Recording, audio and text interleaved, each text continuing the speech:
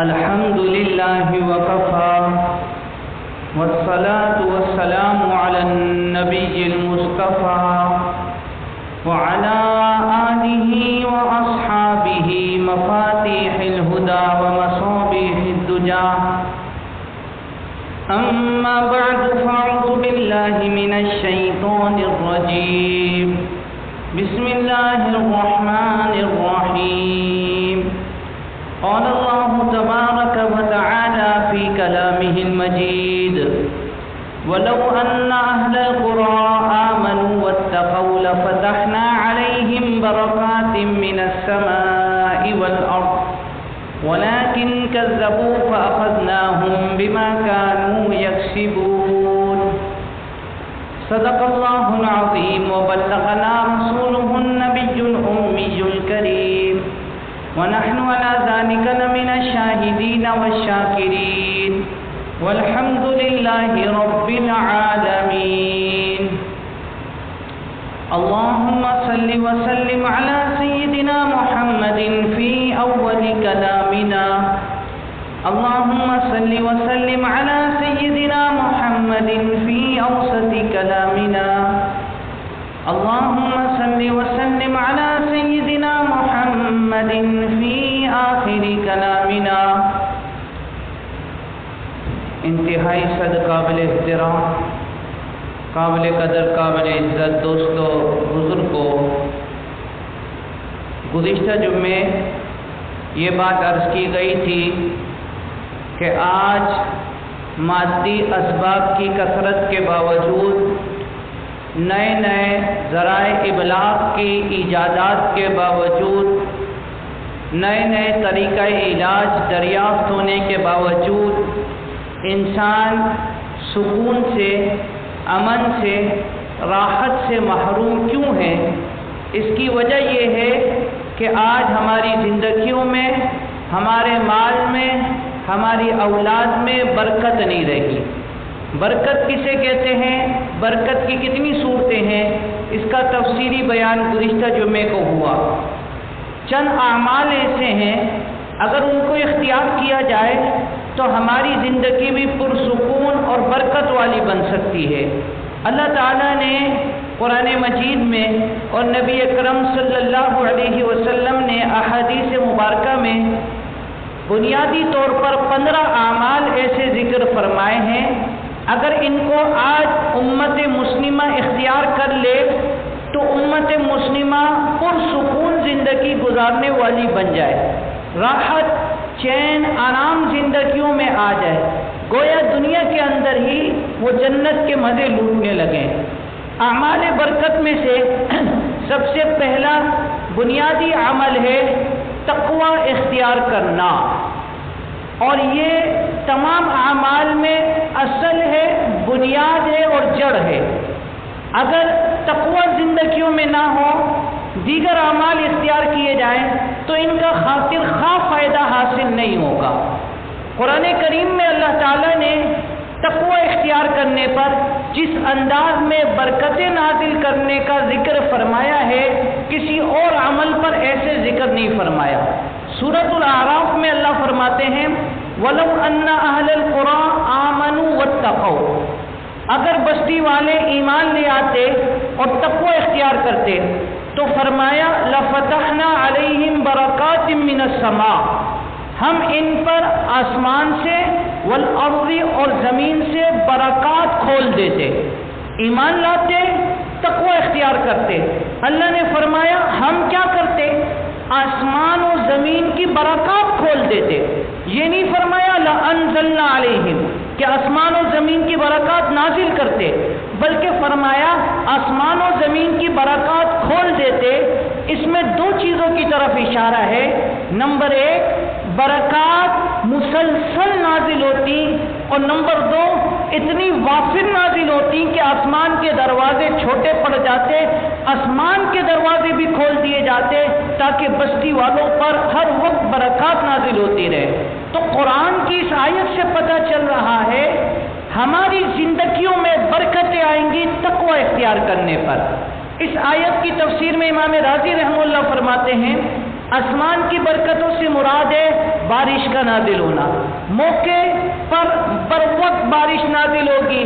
زمین کی برکتوں سے مراد ہے زمین کے میوجات، زمین کی نباتات، زمین کی جو مواشی ہیں ان کی کثرت، اور ایسے ہی زمین پر پرسکون پرامن ماحول میسر ہونا۔ تو جب انسان تقوی والی زندگی پر آتا ہے تو بارشیں بھی بر وقت ہوتی ہیں اور زمین سے برکتیں ہی برکتیں نازل ہوتی ہیں۔ حضرت مفتی شفیع صاحب رحمہ اللہ فرماتے ہیں اس آیت کا مطلب یہ ہے ہر قسم کی برکتیں ہر طرف سے نازل ہوں گی، ہر قسم کی برکتیں ہر طرف سے نازل ہوں گی۔ جان میں بھی انسان کی برکت، مال میں بھی برکت، آل اور اولاد میں بھی برکت، کھانا پینے میں بھی برکت، اور روٹی کپڑا مکان میں بھی برکت، ہر قسم کی برکتیں ہر طرف سے نازل ہوں گی۔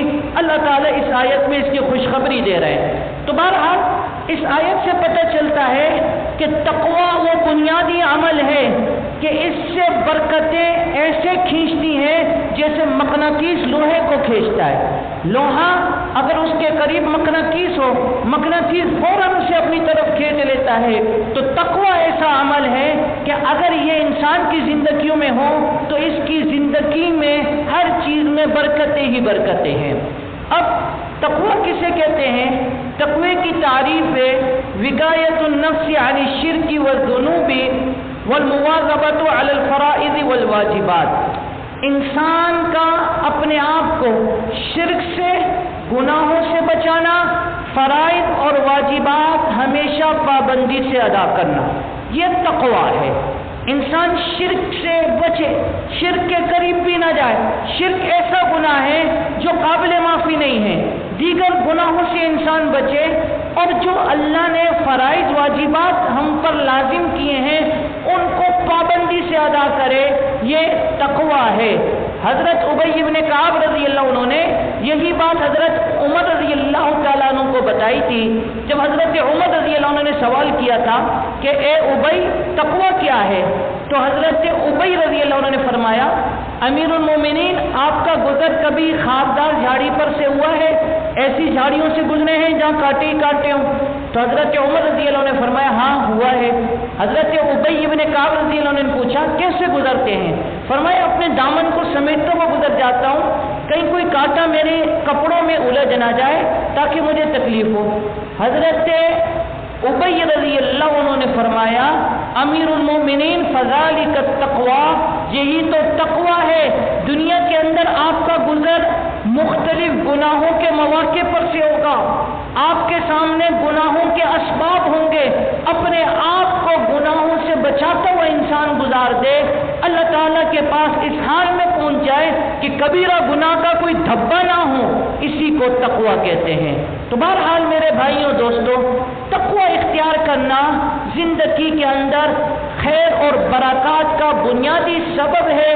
اسی پر دنیا کی خیر موقوف ہے، اسی پر دنیاوی نظام کی برکتیں موقوف ہے۔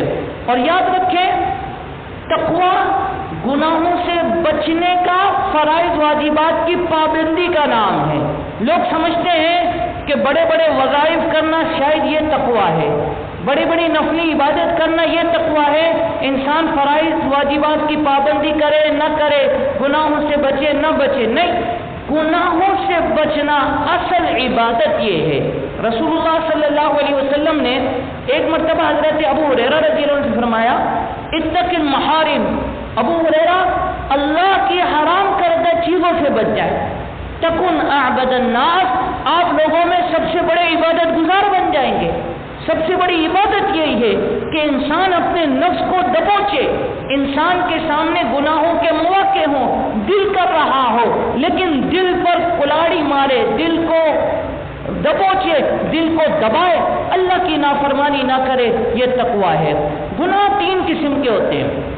بعض گناہ وہ ہیں جن کا تعلق انسان کے بدن سے ہوتا ہے، انہیں کہا جاتا ہے بدنی گناہ، جیسے آنکھوں سے غیر محرم کو دیکھنا، زبان سے غیبت کرنا، زبان سے جھوٹ بولنا، کانوں سے گانے سننا، اور اسی طریقے سے ہاتھ سے کسی کو ناحق ضرب لگانا۔ یہ جتنے گناہ ہیں یہ انسان کے بدن سے متعلق ہیں، انہیں کہا جاتا ہے بدنی گناہ۔ بعض گناہ وہ ہیں جو انسان کے مال سے متعلق ہیں انہیں کہا جاتا ہے مالی گناہ، ناجائز طریقے سے مال حاصل کرنا، سود کا، رشوت کا اور دھوکہ دے کر مال حاصل کرنا، جھوٹ بول کر، جھوٹی قسم کھا کر مال حاصل کرنا، یا مال تو حلال طریقے سے حاصل کیا لیکن گناہوں کے کاموں میں خرچ کر رہا ہے، گانے بازے میں خرچ کر رہا ہے، اسراف کر رہا ہے، تبذیر کر رہا ہے، یہ گناہ کہلاتے ہیں مالی گناہ۔ اور تیسرے قسم کے گناہ ہیں جو کہلاتے ہیں قلبی گناہ، جن کا تعلق انسان کے دل سے ہوتا ہے۔ حسد ہے، کسی کو ترقی میں دیکھ کر دل جل رہا ہے، کینہ رکھا ہوا ہے، کسی سے ایسا کینہ ہے کہ دل کرتا ہے اس پر کوئی عذاب نازل ہو جائے، بغض ہے، بھائی بھائی سے بغض رکھا ہوا ہے، اسی طریقے سے تکبر ہے دل میں، انسان اپنے آپ کو بڑا سمجھ رہا ہے، تحقیر الناس ہے، لوگوں کو حقیر جاننا ہے، یہ تمام قسم کے گناہ یہ قلبی گناہ ہیں۔ تو تقویٰ نام ہے ان تینوں قسم کے گناہوں سے بچنا۔ بعض لوگ ظاہری گناہوں سے بچ جاتے ہیں، دل کے اندر میل، کچیل، رشتہ داروں سے بغض، عداوت، دشمنی، پڑوسی سے بغض رکھا ہوا ہے، دل میں تکبر کی آگ جل رہی ہے، دل میں حسد پک رہا ہے، لیکن ظاہری طور پر یہ نیک بنا ہوا ہے، یہ نیک نہیں ہے۔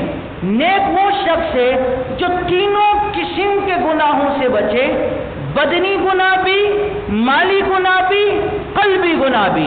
اللہ نے دونوں قسم کے گناہوں سے بچنے کا حکم دیا، وَذَرُوا ظَاهِرَ الْإِثْمِ وَبَاطِنَهُ، ظاہری گناہوں سے بھی بچو، باطنی۔ اور اسی طریقے سے فرائض واجبات بھی تین قسم کے، بعض کا تعلق بدن سے ہے، بعض کا تعلق مال سے ہے، بعض کا تعلق قلب سے ہے، دل سے ہے۔ بدنی فرائض نماز ادا کرنا، اسی طریقے سے بدنی فرائض میں حج آ جاتا ہے، حج ادا کرنا، اور اسی طریقے سے بدنی فرائض کے اندر والدین کی خدمت کرنا، یہ بدنی فرائض ہیں۔ مالی فرائض کیا ہے؟ زکوٰۃ ادا کرنا، بیوی بچوں کا جو نان نفقہ واجب ہے اپنی بیوی بچوں پہ خرچ کرنا، والدین محتاج ہیں والدین پر خرچ کرنا یہ واجب ہے۔ اور بعض فرائض ہیں جن کا تعلق انسان کے دل سے ہے، کیا؟ اللہ رسول کی محبت کا تمام محبتوں پر غالب ہونا، اللہ رسول کی محبت کا تمام محبتوں پر غالب ہونا۔ ظاہری بات ہے انسان والدین سے بھی محبت رکھتا ہے، بیوی بچوں سے بھی رکھتا ہے، رشتہ داروں سے بھی رکھتا ہے، یہ منع نہیں ہے، لیکن غالب محبت اللہ کی ہو، اللہ کے پیارے حبیب صلی اللہ علیہ وسلم کی ہو۔ تو یہ جو دل کے فرائض ہیں اس میں بنیادی فرض ہے اللہ رسول کی محبت کا غالب ہونا، دل کو کینے سے پاک رکھنا، حسد سے پاک رکھنا، بغض سے پاک رکھنا۔ تو تقوی نام ہے ان تمام قسم کے فرائض کو ادا کرنا اور ان تمام قسم کے گناہوں سے بچنا۔ اگر انسان دو تین کام کرے تو انسان آسانی سے تقوی والی زندگی گزار سکتا ہے۔ دو تین کام محنت کرنی ہے میرے بھائیوں، روٹی کا ایک نوالا بغیر محنت کے ہمیں نہیں ملتا، اس کے پیچھے کتنی محنتیں ہوتی ہیں۔ دنیا کمانے کے لیے انسان صبح سے رات تک لگا ہوا ہے، اور جو دنیا کے اندر بھی برکات کا سبب ہے تقوی، قبر کی زندگی میں بھی آرام کا سبب ہے تقوی، آخرت کی زندگی میں بھی سرخوری کا سبب ہے تقوی، وہ بغیر محنت کے حاصل نہیں ہوگا، اس کے لیے کچھ کرنا پڑے گا، اس کے لیے جد و جہد ہے۔ شیطان ہر وقت اپنے کام میں لگا ہوا ہے، ان الشیطان یجری من الانسان مجری الدم، پیارے پیغمبر نے فرمایا شیطان انسان کے خون میں ایسے دوڑتا ہے، ایسے انسان کے بدن میں دوڑتا ہے جیسے انسان کا خون دوڑتا ہے، تو ایسے شیطان اپنے کاموں میں لگا ہوا ہے۔ تو ہمیں بھی کچھ کرنا ہوگا۔ پہلا کام، ہر وقت اللہ تعالیٰ کے سامنے پیشی کا دھیان رہے، اپنے نفس کا محاسبہ رہے۔ میں ملازم ہوں، ملازمت پر ہوں، میرا دھیان ہو کہ میں نے اللہ کو جواب دینا ہے، ایمانداری سے ڈیوٹی ادا کروں۔ پھر ہمیں یہ لکھنے کی ضرورت نہیں ہوگی کیمرے کی آنکھ آپ کو دیکھ رہی ہے، یہ کمزور ایمان والوں کی باتیں ہیں۔ مومن تو ہر وقت اس دھیان میں ہوتا ہے کہ اللہ ناظر الیہ، ارے کیمرے کی آنکھ دیکھے نہ دیکھے، کیمرے پر پردہ ڈال تو کچھ نظر نہیں آئے گا، مجھے تو ہر وقت اللہ دیکھ رہا ہے، میں نے اللہ کو جواب دینا ہے۔ دکان پر ہوں، اس بات کا دھیان رہے کہ میں نے اللہ کو جواب دینا ہے۔ بازار میں ہوں، इस बात का ध्यान रहे मैंने अल्लाह को जवाब देना है। घर के अंदर हो, इस बात का ध्यान रहे अल्लाह को जवाब देना है। तन्हाई में हो, इस बात का ध्यान रहे अल्लाह देख रहा है, उसको जवाब देना है। तो मेरे भाइयों, मुहासबतुन नफ्स, इंसान हर वक्त अपने आप का मुहासबा करता रहे, अपने आप की निगरानी करता रहे, अपने आप की चौकीदारी करता रहे। हजरत उमर रज़ी अल्लाह तआला अन्हु का बड़ा जबरदस्त आलीशान फरमान है, फरमाते हासिबू क़ब्ल अन तुहासबू। हजरत उमर रज़ी अल्लाह ने फरमाया कि भाई मुहासबा करो अपना, इससे पहले कि रोज़े क़यामत तुम्हारा मुहासबा किया जाए।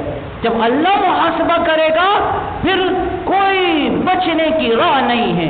अभी अपना मुहासबा किया करो कि सारा दिन कहाँ गुजारा, कौन कौन से अफ़ाल, कौन कौन से अक़वाल ज़बान से अदा किए, कौन कौन से अफ़ाल बदन से अंजाम दिए, अल्लाह की नाफरमानी हुई, अल्लाह की रज़ा के काम हुए, गौर किया करो। फिर फरमाया वतज़य्यनू लिल अरदिल अकबर, अपने आप को बड़ी पेशी के लिए तैयार कर लो। एक बड़ी पेशी होने वाली है, छोटी सी अदालत की पेशी होती है, ऑर्डर जारी हो जाता है, आपने पेश होना है, इंसान बेचैन, वकील करवा रहा है, ताल्लुकात वालों से बातें कर रहा है कि किस तरीके से मैं बचा जाऊं।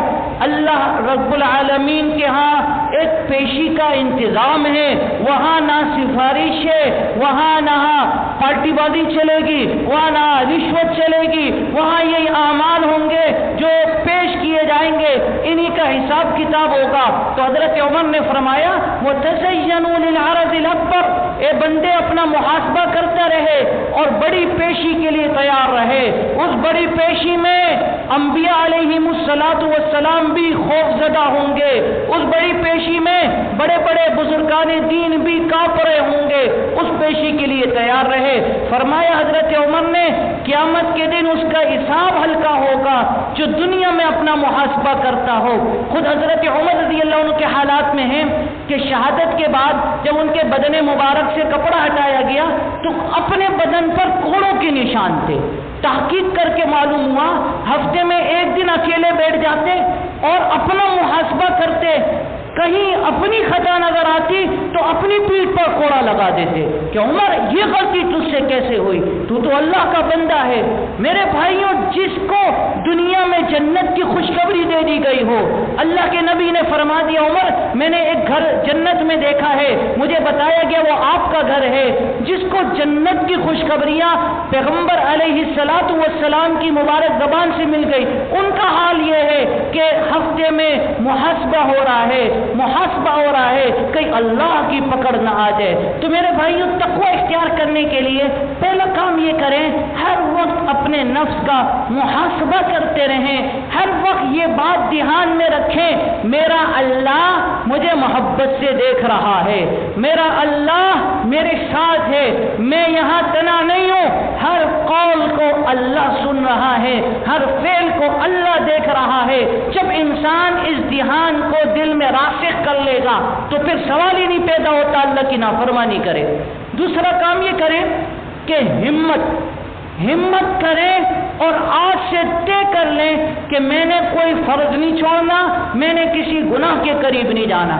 इंसान हिम्मत तो करे, भाई 5 वक्त की नमाज फर्ज है, आज से तय कर लें, कुछ हो जाए फजर, ज़ोहर, असर, मगरिब, इशा जमात के साथ तकबीर उला से अदा करूंगा, तय कर लें। और जब अजान का वक्त हो सारे काम छोड़कर मस्जिद की तरफ, ऐसे ही तय कर लें, आज से इन आंखों से गुनाह नहीं होगा, आज से ज़बान से गुनाह नहीं होगा। हिम्मत करके राह तक़वा पर चल पड़े।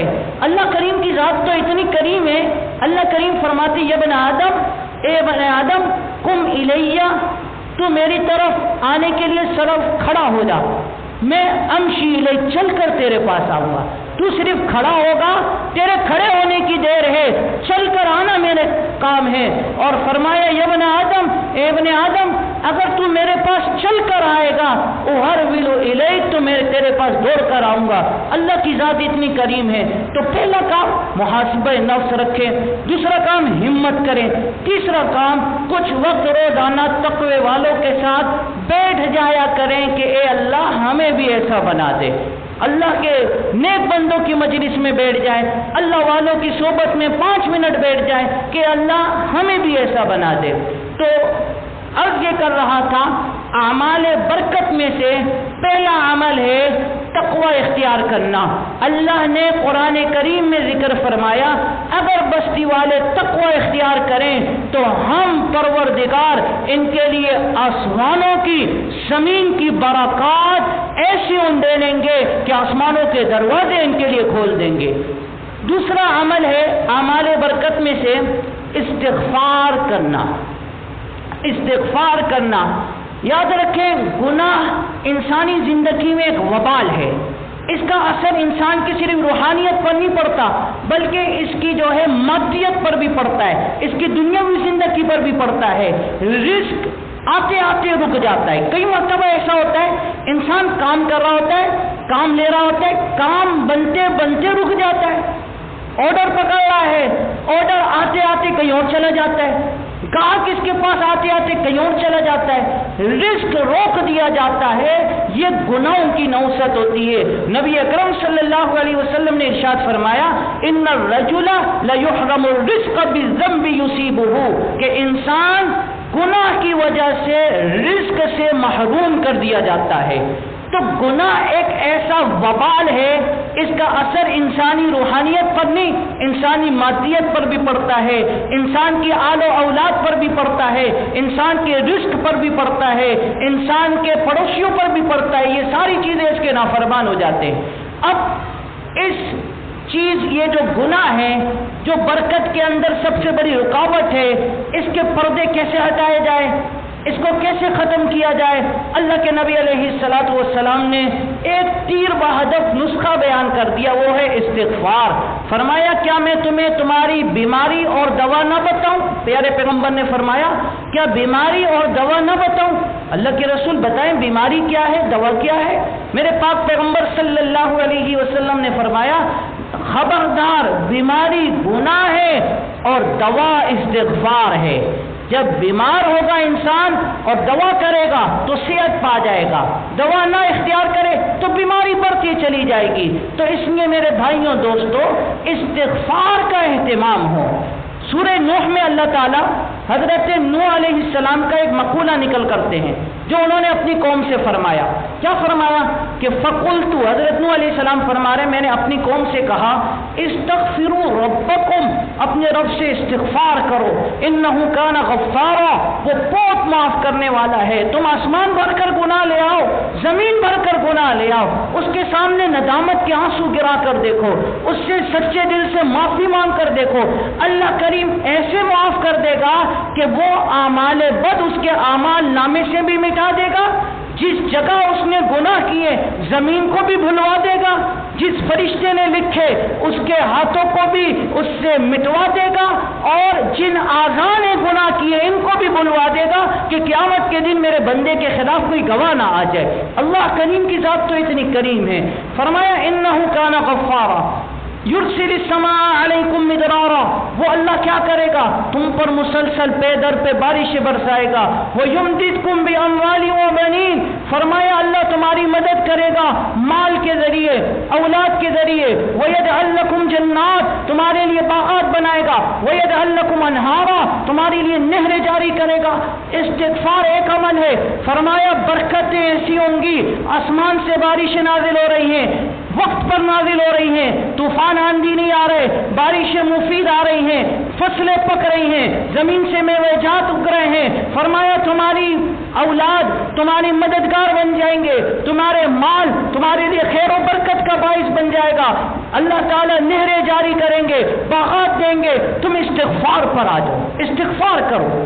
میرے بھائیوں دوستوں، حضرت حسن بصری رحمت اللہ علیہ کے پاس ایک شخص آیا، اس نے پریشانی کا ذکر کیا کہ جی میری مالی پریشانی ہے۔ حضرت نے فرمایا استغفار کرو۔ دوسرا آیا، کہا جی میری جانی پریشانی ہے، فرمایا استغفار کرو۔ تیسرا آیا، جی میری اولاد کی پریشانی ہے، فرمایا استغفار کرو۔ 3-4 مختلف لوگ آئے اور سب کو ایک ہی وظیفہ بیان فرمایا، استغفار کرو، استغفروا ربکم، استغفروا ربکم، استغفار کرو، استغفار کرو۔ بعد میں حضرت حسن بصری رحمۃ اللہ علیہ سے پوچھا گیا، مختلف لوگ مختلف مسائل لے کر آئے، آپ نے سب کو ایک ہی علاج بیان کیا۔ حضرت حسن بصری رحمہ اللہ نے یہی آیت دلیل میں پیش کی کہ استغفار تمام مسائل کا حل ہے، استغفار اللہ کی رحمتوں کو کھینچنے کا ذریعہ ہے۔ پھر یہ آیت پڑھ کے سنائی، دیکھو اللہ نے استغفار پر کیسے کیسے وعدے فرمائے ہیں۔ تو میرے بھائیوں، انسان خطاؤں کا پتلا ہے، بلکہ ہم تو یہ سمجھتے ہیں ہمیں تو گناہوں سے بھی استغفار کرنا چاہیے، ہم جیسی عبادت کر رہے ہیں اس پر بھی استغفار کرنا چاہیے۔ اے اللہ، ہماری عبادت اتنی ٹوٹی پھوٹی تیری بارگاہ میں کہاں پیش ہو سکتی ہے، ہم اس پر بھی تجھ سے معافی مانگتے ہیں۔ اور اللہ کی نعمتیں اتنی ہیں کہ ان پر شکر ادا نہیں کر سک رہے۔ آنکھوں کی نعمت اللہ نے دی، کبھی سوچا ہے نابینا ہوتے تو کیا ہوتا؟ زبان کی نعمت اللہ نے دی، کبھی سوچا ہے گونگا پیدا کر دے تو کیا ہوتا؟ کانوں کی نعمت اللہ نے دی، کبھی سوچا اگر اللہ تعالیٰ بیرا پیدا کر دیتا کیا ہوتا؟ اللہ نے پورا نظام ہستی بنا دیا۔ ایک گندے پانی کے قطرے سے مادر رحم کے 3 اندھیروں کے اندر کیسی خوش نمائی اور کیسی خوبصورتی سے انسان کو وجود دیا، انسان کی عقلیں دنگ رہ جاتی ہیں۔ دنیا کا کتنا ہی اچھا کیمرہ ہو، اندھیرا ہو تصویر نہیں کھینچتی۔ کیوں؟ تصویر کھینچنے کے لیے لازم ہے روشنی ہو، روشنی کے بغیر تصویر نہیں کھینچتی۔ اللہ نے مادر رحم کے 3 اندھیروں کے اندر خوبصورت انسان بنایا، آنکھیں، زبان، کان، ناک، ہر چیز الگ الگ جدا جدا۔ جب بچہ باہر آتے آپ دیکھیں گے حیران رہ جائیں گے، اللہ تیری کیا کارکردگی ہے، تیری کیا شان ہے، کیا تیری عظمتیں ہیں۔ تو میرے بھائیوں، اللہ نے اتنی نعمتیں دی ہیں، اس پر شکر ادا نہیں ہو سکتا، اس پر بھی استغفار ہونا چاہیے۔ تو استغفار برکتوں کھینچنے کا لازمی عمل ہے۔ اور دوسرا عمل ہے، حضرت عمر رضی اللہ تعالیٰ عنہ ایک مرتبہ ان کے دور میں بارش نہیں ہو رہی تھی، استسقاء کے لیے گئے، بارش طلب کرنے کے لیے میدان میں نکلے۔ حضرت عمر رضی اللہ تعالیٰ عنہ نے صرف استغفار کیا اور واپس آ گئے۔ لوگوں نے پوچھا حضرت آپ نے تو بارش کے طلب کی دعا ہی نہیں کی۔ فرمایا بارش برسانے والے سے میں نے بارش طلب کر لی، بارش برسانے والے سے میں نے بارش طلب کر لی۔ یہ آیت پڑھ کر سنائی، استغفروا ربکم انہ کان غفارا۔ تو میرے بھائیوں دوستو، عرض یہ کر رہا تھا، برکت کے جو اعمال ہمیں قرآن و حدیث کی نعمت سے ملے ہیں، ان میں پہلا عمل ہے تقوی اختیار کرنا، دوسرا عمل ہے استغفار کرنا۔ من لزم الاستغفار، فرمایا جو استغفار کو لازم پکڑ لے، جعل اللہ من کل ضیق مخرجا، پہلا انعام اللہ ہر تنگی سے نکلنے کا راستہ بنا دیں گے، اور وجعل من کل ہم فرجا، ہر غم سے نکلنے کا راستہ بنائیں گے، ورزقہ من حیث لا یحتسب، جس کے لیے لوگ پریشان ہیں روزی روزی روزی، فرمایا ایسی جگہ سے دیں گے گمان بھی نہیں ہوگا، ایسی جگہ سے رزق آئے گا حیران نہیں جائے گا، اللہ یہاں سے بھی رزق آ رہا ہے یہاں سے بھی آ رہا ہے۔ فرمایا تم اپنا کام کر کے دکھاؤ، روزانہ پابندی سے استغفار کو لازم پکڑ کے دکھاؤ، پھر رب تعالی شانہ کے کارخانوں کے اندر کوئی کمی نہیں ہے، رب تعالی شانہ کی قدرتوں میں کوئی کمی نہیں ہے، خزانوں میں کوئی، ارے مہنگائی 3 گنا اور ہو جائے، 4 گنا اور ہو جائے، میرا رب زمین پھاڑ کر رزق دے دے گا، آسمان سے رزق برسا دے گا۔ مہنگائی سے وہ پریشان ہو جس کے پاس اللہ سے تعلق کی نعمت نہ ہو۔ جب اللہ سے تعلق ہے، اللہ تعالیٰ سے مانگنا آ گیا ہے، مانگنے کا ڈھنگ آ گیا ہے، جب بادشاہی انسان کو مل جائے پھر نعمتوں کی طرف کیا متوجہ ہو۔ ایک بادشاہ بیٹا تھا، اس نے وزیروں سے کہا آج میری سخاوت کا دن ہے، میں تم لوگوں کو یہ اعلان کرتا ہوں آج میرے دربار کے سارے خزانے کھلیں گے، جو شخص جس خزانے پہ ہاتھ رکھ دے وہ اس کا ہے۔ اب اعلان ہو گیا، ہاں بھائی جو شخص جس پر ہاتھ رکھ دے وہ اس کا ہے۔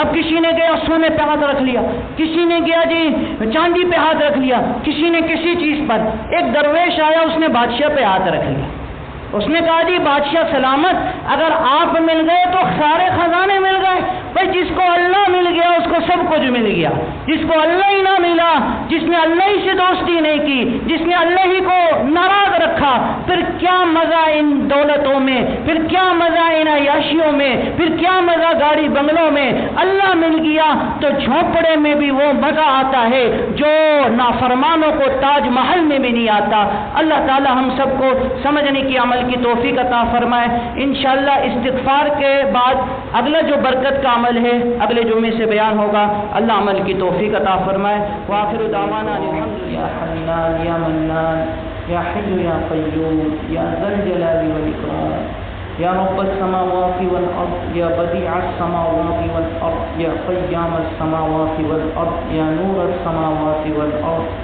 یا قاضی الحاجات یا دافع البلیات یا حل المشکلات یا شافی الامراض یا صریخ المستصرخین یا منتهى العائدین یا مجیب دعوت المسترجین یا الہ العالمین یا ارحم الراحمین یا ارحم الراحمین۔ یا اللہ اپنے فضل و کرم سے، اپنے لطف سے، یا اللہ سب کے تمام صغیرہ کبیرہ کے پچھلے علانیہ خفیہ چھوٹے بڑے تمام گناہوں کو معاف فرما۔ یا اللہ جو گناہ ہم نے دانستہ کیے، نادانستہ کیے، لوگوں کے سامنے کیے، چھپ کر کیے، اللہ سب کے سب گناہ معاف فرما۔ مولا کریم یا اللہ اپنے لطف و کرم سے ہم سب کی توبہ اپنی بارگاہ میں قبول فرما۔ یا الہ العالمین جتنی زندگی باقی ہے گناہوں سے بچ کر تقوی و طہارت کے ساتھ گزارنے کی توفیق عطا فرما۔ یا الہ العالمین یا اللہ اپنا خاص فضل و کرم عطا فرما۔ یا الہ العالمین یا ذا الجلال والاکرام جتنے مسلمان جہاں پریشان حال ہیں اللہ تمام مسلمانوں کی تمام پریشانیاں دور فرما۔ یا اللہ امت مسلمہ کی دستگیری فرما۔ مولا کریم امت مسلمہ پہ رحم فرما۔ امت مسلمہ کی ہر موقع ہر مقام پر مدد فرما۔ یا اللہ ہم سب مسلمانوں کو ایک اور نیک بنا۔ یا اللہ ہم سب مسلمانوں میں اتحاد اور اتفاق نصیب فرما۔ یا الہ العالمین یا اللہ ہماری زندگیوں میں، ہمارے کاروبار میں، ہمارے معاملات میں سچائی اور دیانت کو زندہ فرما۔ اللہ جھوٹ اور خیانت سے اللہ ہمارے کاروبار کو پاک صاف فرما۔ یا الہ العالمین سچائی والی زندگی نصیب فرما، سچائی والے معاملات نصیب فرما۔ اللہ کریم یا الہ العالمین یا ذی الجلال والاکرام جتنے مسلمان جہاں بیمار ہیں گھروں میں اسپتالوں میں سب کو صحت و شفا نصیب فرما۔ یا الہ العالمین جتنے یہ نمازی حضرات آپ کے سامنے ہاتھ پھیلا کر عاجزی انکساری سے تضرع سے بیٹھے ہیں اللہ جس کی جو جائز حاجات ہے دل میں اللہ اپنے فضل و کرم سے پوری فرما۔ جس کی جو مشکل ہے اللہ وہ حل فرما، جو پریشانی ہے اللہ وہ دور فرما۔ یا الہ العالمین جو مسلمان دنیا سے جا چکے اللہ ان کی بھی کامل مکمل مغفرت فرما۔ ہمارے عزیز و اقارب جو اللہ ہمارے درمیان میں نہیں رہے اللہ ان کی مغفرت فرما، ان کی قبر کو نور سے منور فرما۔ یا اللہ ان کی قبر کو جنت کا باغ بنا۔ یا الہ العالمین ہمیں بھی اس قبر میں جانے سے پہلے اس کی بھرپور تیاری کی توفیق عطا فرما۔ یا اللہ حقوق العباد ادا کرنے والوں میں شامل فرما۔